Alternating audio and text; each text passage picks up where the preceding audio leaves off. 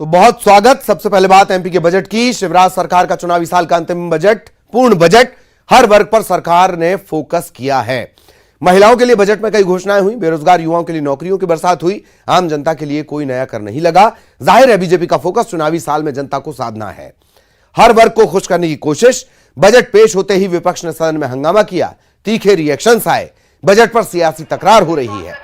कारण यह कि चुनावी साल है, इस बजट में महिलाओं युवाओं के लिए कई ऐलान किए गए। कमलनाथ ने बजट पर सवाल उठाए तो सीएम शिवराज ने भी पलटवार कर दिया। दोनों नेताओं ने क्या कहा सुनाएंगे आपको, लेकिन पहले जान लीजिए बजट के बारे में। शिवराज सरकार का चौथा कार्यकाल, अंतिम बजट, जनता पर कोई नया टैक्स नहीं। बजट में महिला, यूथ, किसान पर फोकस।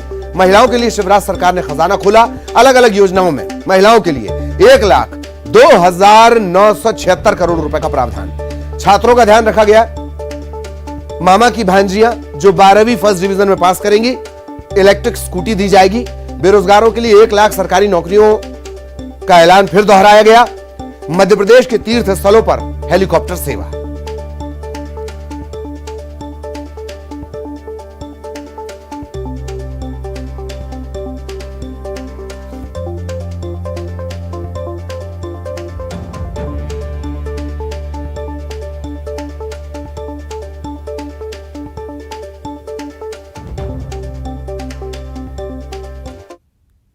वित्त मंत्री हमारे साथ मौजूद हैं, जगदीश देवड़ा। सर, आपने जो टैगलाइन दी वो राज्य का बजट आपने बताया, जनता का बजट आपने बताया, आत्मनिर्भर मध्य प्रदेश का बजट बताया। आपको लगता है वाकई में जनता की अपेक्षाओं पे खरा उतरेगा? गर्व है, मैं तो कह रहा हूं कि जनता ने भरोसा करके चौथी बार बिठाया, विश्वास व्यक्त करके बिठाया। अटूट विश्वास मध्य प्रदेश की जनता का भारतीय जनता पार्टी की सरकार पर है, प्रदेश के नेतृत्व पर है। निश्चित रूप से अपार उत्साह है लोगों में, और इस बजट को लेकर के निश्चित रूप से मुझे लगता है कि लोगों के मन में काफी श्रद्धा है इस पार्टी के प्रति। सर, जो बालिका योजना जो आप लोगों ने घोषित की है 1,000 रुपए हर महीने देने का, आपको लगता है ये एक बड़ा गेम चेंजर साबित होगी और इसमें बड़ी राशि जो 8,000 करोड़ है वो काफी है? मुझे लगता है कि सबको लगता नहीं है कि इस प्रकार की जो महिलाएं हैं, विधवा है, तलाकशुदा है, परित्यक्ता है, वो भी इस पात्रता में आती है। 23 साल से लगा करके 59 साल तक की जो विवाहित महिलाएं हैं, जो गरीब है, जो हमेशा अपने खाते में पता नहीं पैसा उनके रहता कि नहीं। ये तो प्रधानमंत्री नरेंद्र मोदी जी को धन्यवाद देंगे कि हर गरीब से गरीब का उन्होंने खाता खुलवाया, और खाता खुल गया तो अब उसमें 1,000 रुपये महीना आएगा। वो गरीब महिला अपने बच्चों के साथ कुछ खर्चा करना चाहती है, कुछ खिलाना पिलाना चाहती है, कुछ कपड़े का प्रबंध करना चाहती है, तो कितना उसको संतोष मिलेगा। मुझे लगता है कि इस योजना की सराहना पूरा देश करेगा। डिफाल्टर किसानों तो जाहिर है चुनावी साल है, बजट को लेकर सियासी तकरार भी है। शिवराज सरकार के बजट पर पूर्व सीएम कमलनाथ ने जमकर निशाना साधा। कमलनाथ ने कहा कि झूठी सरकार का झूठा बजट है, जुमले वाला बजट है। उन्होंने यह भी कहा कि यह केवल 3 महीने का चुनावी बजट है। प्रदेश में 1 करोड़ बेरोजगार हैं। लाडली बहन योजना सिर्फ एक नाटक है। अगर कांग्रेस की सरकार बनी तो महिलाओं को 1,500 रुपए दिए जाएंगे। ये बजट मनोरंजन और झूठ का बजट है। घोषणाबाज सरकार की घोषणाओं का स्मारक है।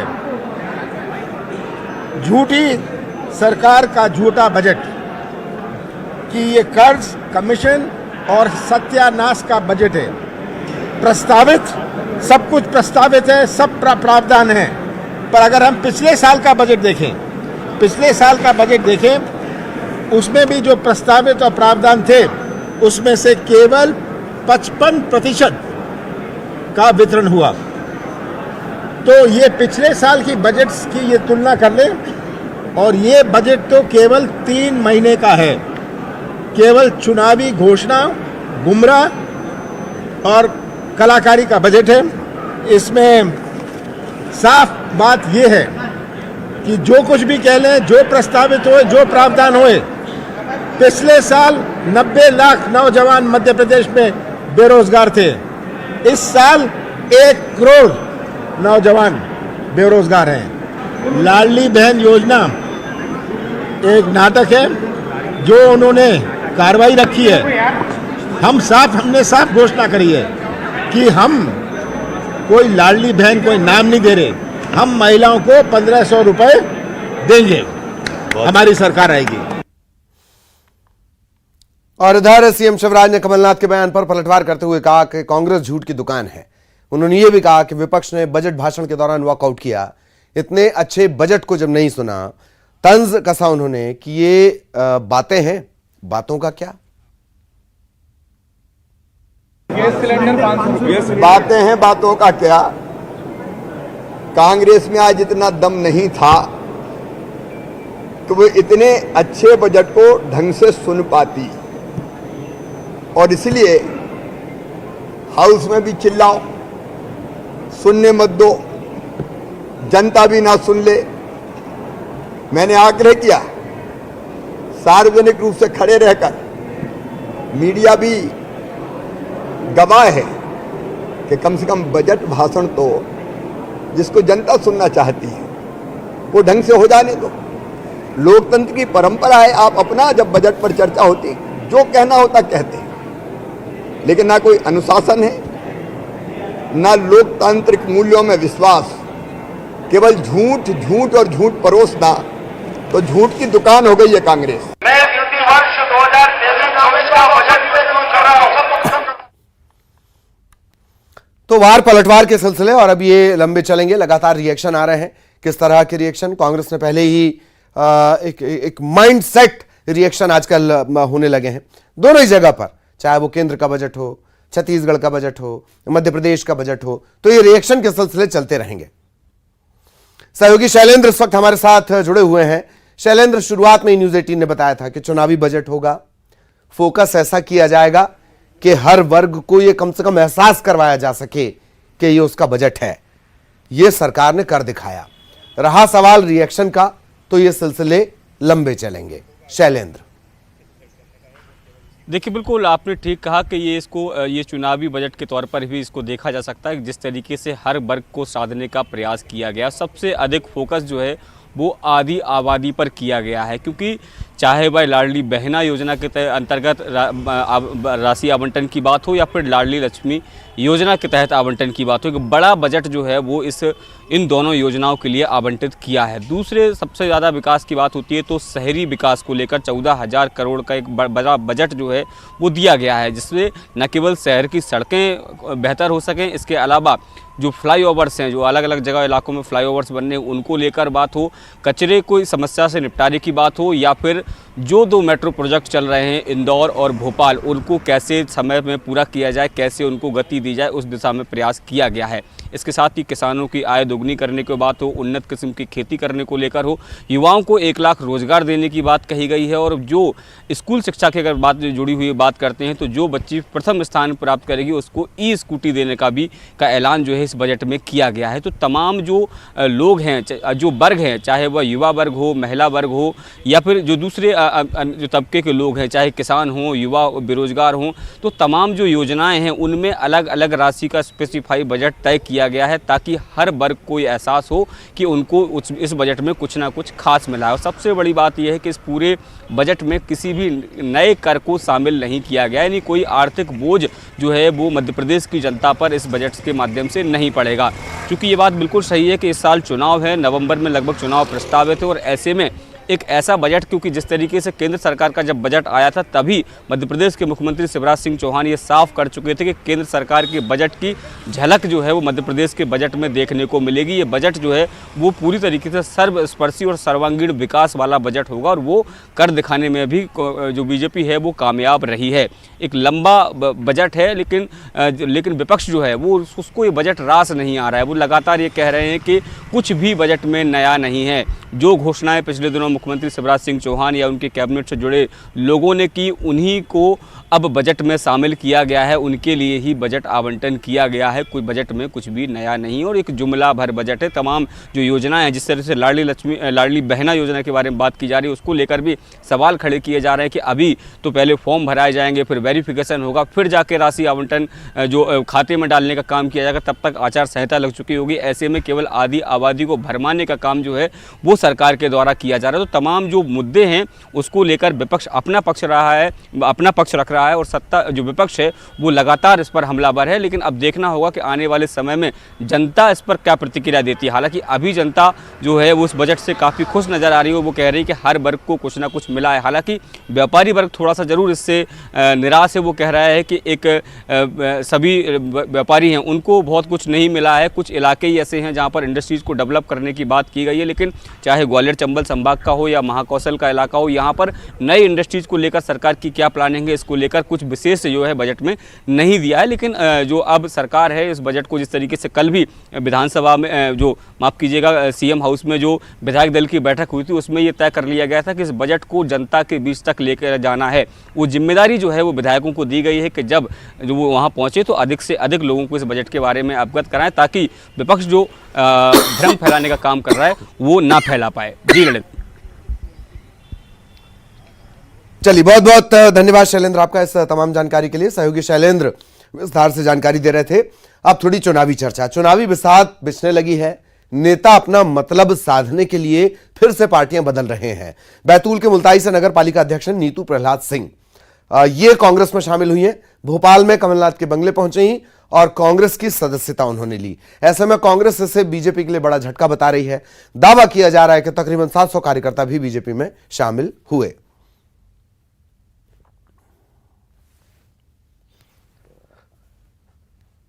तो ये तस्वीरें भी सामने आई हैं। ऋषु नायडू हमारे सहयोगी बैतूल से हमारे साथ जुड़े हुए हैं। ऋषु, ये घटनाक्रम हालांकि अचानक से तो ये हृदय परिवर्तन नहीं हुआ होगा, सुगबुगाहट रही होगी, वादे हुए होंगे अंदर खाने में कुछ। पूरा घटनाक्रम भी बताएं और किस तरह से सियासी पंडित बैतूल मुल्ताई के लिहाज से इसे देखते हैं। ऋषु।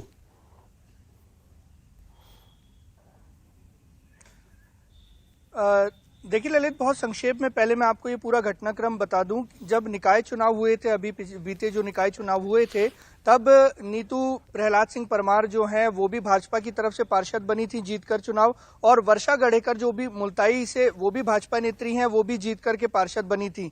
भाजपा की पहली पसंद वर्षा गढ़ेकर थी अध्यक्ष के तौर पर, जो कि नीतू परमार को रास नहीं आया और उन्होंने पार्टी से अघोषित तौर पर एक अलिखित इस्तीफा दिया उन्होंने मौखिक तौर पर, और कांग्रेस के और कुछ भाजपा के पार्षदों के सहयोग से वो अध्यक्ष बन गई। तभी से भारतीय जनता पार्टी ने उन्हें दरकिनार कर दिया था, उनकी अनदेखी शुरू हो गई थी। पिछले कुछ समय से नीतू परमार जरूर प्रयास कर रही थी कि वो भाजपा दोबारा ज्वाइन कर ले, पार्टी उनको एक्सेप्ट कर ले, लेकिन पार्टी ने उन पर ध्यान नहीं दिया, जिसकी वजह से आज वो ऑफिशियली जो है भोपाल पहुंचकर भारी संख्या में कार्यकर्ताओं को लेकर, कुछ भाजपा के भी कार्यकर्ता उसमें भारी संख्या में उनको लेकर के पहुंची थी, और पूर्व सीएम कमलनाथ की मौजूदगी में उन्होंने आज ऑफिशियली जो है कांग्रेस ज्वाइन कर ली। हालांकि इस जो फेरबदल है, जो दल बदल है, इसे भाजपा के लिए एक झटका माना जा रहा है, लेकिन अगर कांग्रेस इस मौके को भुना नहीं पाती है तो ये कांग्रेस के लिए भी एक झटका साबित हो सकता है, क्योंकि जब कोई पार्टी बदल के दूसरी पार्टी में आता है तो जाहिर है जिस पार्टी में वो आया है वहां पर भी अंतर्कलह मचती है, तो कांग्रेस को भी कहीं ना कहीं बैलेंस करने की जरूरत पड़ेगी, वरना कांग्रेस को भी नुकसान हो सकता है इस दल बदल से। जी, मैं पूरे बैतूल के सियासी समीकरण पर मेरा अगला सवाल आपसे रहेगा, लेकिन ऋषु कुछ तस्वीरें भी आई हैं और वो तस्वीरें भी हम अपने दर्शकों को दिखा दें। जब ये जिसका जिक्र अभी ऋषु ने किया कि भोपाल पहुंची नीतू परमार और उन्होंने सदस्यता ली है। देश कैसा देश, कैसा प्रदेश, कैसा देश आप आगे आने वाली पीढ़ियों को सौंपना चाहते हैं, ये आज बहुत बड़ा प्रश्न है। हमारे बुजुर्गों ने तो अपना जीवन काट लिया, तो कैसा प्रदेश हम सौंपेंगे आगे आने वाली पीढ़ियों को, ये आज बहुत बड़ी चुनौती है और ये आपकी जिम्मेदारी है, ये आपका कर्तव्य है। तो जब आप कहते हैं कि हमने कांग्रेस ज्वाइन कर ली, मैं ये नहीं कह रहा आप कांग्रेस ज्वाइन कर ली, पर आप संस्कृति के रक्षक तो नहीं, और कमलनाथ का साथ मत दीजिएगा, कांग्रेस का साथ मत दीजिएगा, पर सच्चाई का साथ तो दे दीजिएगा। तो कमलनाथ को आपने सुना कि कांग्रेस का साथ भले ही मत दीजिएगा पर सच्चाई का साथ तो दीजिएगा। सच्चाई का साथ भी मिलता है, बाद में हृदय परिवर्तन हो जाता है। दिक्कत ये हो रही है। खैर, इस पर फिर कभी। ऋषु लगातार हमारे साथ बने हुए हैं। ऋषु, मुल्ताई सीट का सियासी समीकरण और क्या वाकई ये असर डालता है अगर, जैसा कि आपने कहा, कि कांग्रेस इसे भुना पाई तो? ऋषु।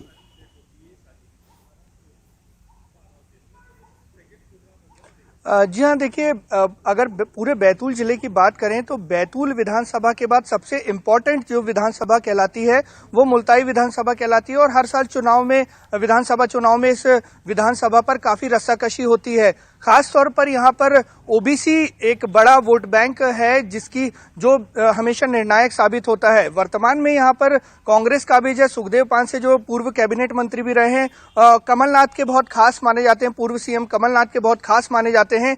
इसलिए ये विधानसभा वैसे ही अभी बहुत इंपॉर्टेंट है। भाजपा यहाँ वापसी का प्रयास करेगी क्योंकि भाजपा यहाँ बड़े अंतर से पहले चुनाव जीत भी चुकी है, तो भाजपा का भी बहुत फोकस अपनी सीट वापस लेने में है। और सबसे बड़ी बात यह है कि मुल्ताई जो है, यहाँ पर जो भी पार्टी जीतती है, बैतूल के बाद सबसे बड़ा जो वर्चस्व होता है वो मुल्ताई का ही होता है। पूरे जिले पर प्रभाव पड़ता है पार्टी का, इसलिए भी ये विधानसभा काफी इंपॉर्टेंट मानी जाती है। हालांकि नीतू परमार जो कि भाजपा से कांग्रेस में शामिल हुई हैं आज ऑफिशियली, उनके जो है समुदाय के जो वोट बैंक की अगर हम बात करें तो वो बहुत ज्यादा खासा प्रभावित नहीं करती हैं। लेकिन अगर किसी मैसेज के साथ वो कांग्रेस में जाती हैं, एक मैसेज दे पाती हैं कि किस तरह से एक महिला नेत्री की उपेक्षा हुई, जैसा कि वो बता रही हैं, तो जरूर अगर वो भुनाने की कोशिश करें तो भाजपा को नुकसान पहुंचा सकती हैं।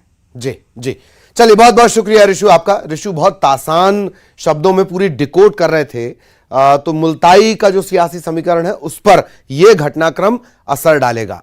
ये आपको इसलिए भी याद रख लेना है, 2023 की महाभारत के हर तस्वीर को आपको इसलिए भी याद रख लेना है। इस पर हम आगे चर्चा जरूर करेंगे चुनावी दौर में। मध्य प्रदेश में आम आदमी पार्टी ने भी चुनावी बिगुल फूंका है। ग्वालियर में आम आदमी पार्टी के 5 लोकसभा क्षेत्रों में कार्यकर्ता सम्मेलन हुआ। इसमें आपके राष्ट्रीय संगठन महामंत्री, राज्यसभा सांसद संदीप पाठक शामिल हुए। इस सम्मेलन में 5000 से ज्यादा कार्यकर्ता शामिल हुए।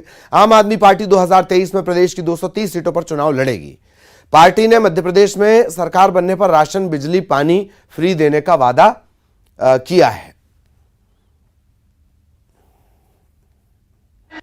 सारी सीटों पर चुनाव लड़ेंगे, पूरी ताकत से लड़ेंगे और निश्चित रूप से एक सीएम चेहरे के साथ जाएंगे।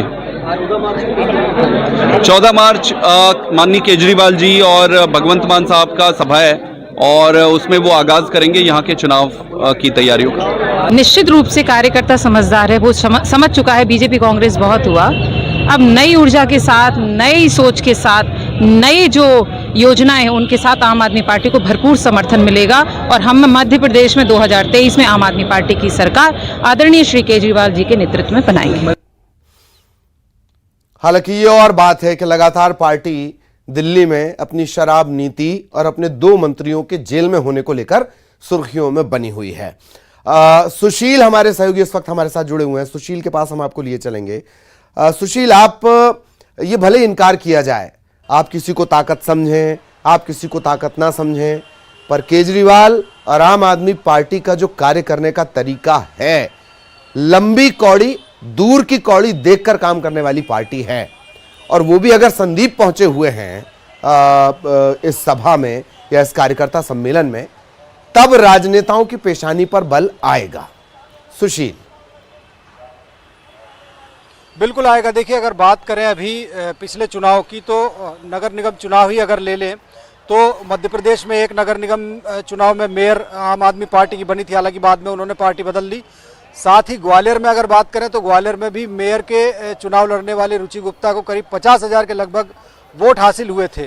तो ग्वालियर चंबल अंचल में आज जो सम्मेलन हुआ है, 5 लोकसभा क्षेत्रों के कार्यकर्ता यहाँ आए थे और इन कार्यकर्ताओं को संबोधित करने के लिए संदीप पाठक आए थे जो राज्यसभा सांसद है आम आदमी पार्टी के और संगठन के प्रभारी भी है एक तरह से देखा जाए तो। उन्होंने साफ तौर पर कहा कि 2023 में आम आदमी पार्टी मध्य प्रदेश की 230 विधानसभा सीटों पर चुनाव लड़ेगी। उनको ये भी उम्मीद है कि भारतीय जनता पार्टी और कांग्रेस के कई जो नेता है असंतुष्ट, वो लोग भी लगातार आम आदमी पार्टी के संपर्क में है और संभवतः 2023 में जब विधानसभा चुनाव आएगा तब तक आम आदमी पार्टी में मध्य प्रदेश के कई बड़े चेहरे शामिल होने की पूरी संभावना, इस तरह की उन्होंने संभावना जताई है।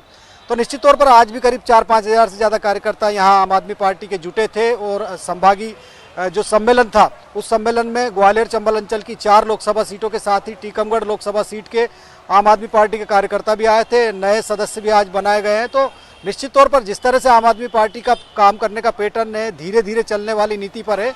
अब आप देखेंगे कि ग्वालियर में ही करीब 6 से 7 जो है पार्षद उनके आम आदमी पार्टी के जीते थे पूरे अगर जिले की नगरीय निकायों की बात करें तो। इसके अलावा मध्य प्रदेश में नगरीय निकाय चुनाव में ओवरऑल मध्य प्रदेश में काफ़ी अच्छा प्रदर्शन रहा था। आम आदमी पार्टी ने पहली बार नगरीय निकाय चुनाव में यहाँ प्रवेश किया था। तो अब 2023 में भले ही भारतीय जनता पार्टी या कांग्रेस आम आदमी पार्टी को चुनाव में कहीं से कहीं तक नतीजे या निर्णायक ना माने, लेकिन आम आदमी पार्टी का प्रभाव निश्चित तौर पर रहेगा। ग्वालियर चंबल अंचल के साथ ही बुंदेलखंड के कई इलाकों में आम आदमी पार्टी के जो चेहरे हैं वो कहीं ना कहीं चुनाव नतीजों जो रहेंगे विधानसभा के, उन चुनाव नतीजों को प्रभावित करने वाले साबित हो सकते हैं। जाहिर तौर पर कांग्रेस के लिए और बड़ी सिरदर्द वाली बात है जिस तरह से गुजरात और पंजाब के चुनाव के नतीजे रहे। धन्यवाद सुशील इस तमाम जानकारी के लिए। इसी के साथ 2023 की महाभारत में इतना ही।